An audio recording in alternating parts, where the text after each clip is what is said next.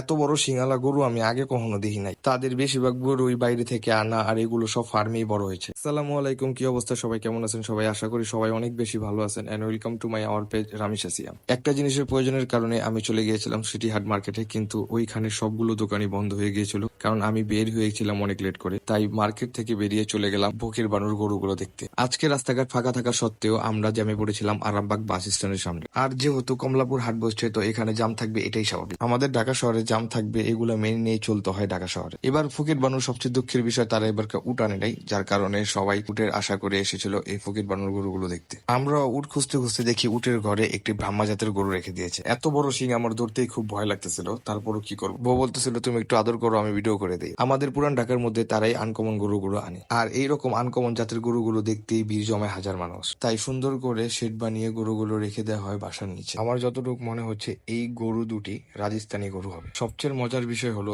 এই ব্রাহ্মা জাতের গরুর মাথার উপরে শিংয়ের কোনো বৈশিষ্ট্যই নেই। ও আমাকে জিজ্ঞেস করতেছিল গরুর গলার চেন গুলোকে স্বর্ণের নাকি প্লাস্টিকের। আমি বলতেছিলাম না, এগুলো স্বর্ণের চেন। গরু দেখতে দেখতে দেখি অনেক সময় হয়ে গেছে, তাই বাসায় চলে যাব। সবাই আমাদের ভিডিওটা লাইক, শেয়ার, কমেন্ট করে দিবে। সবাই ভালো থাকবেন, সবাইকে আসসালামু আলাইকুম।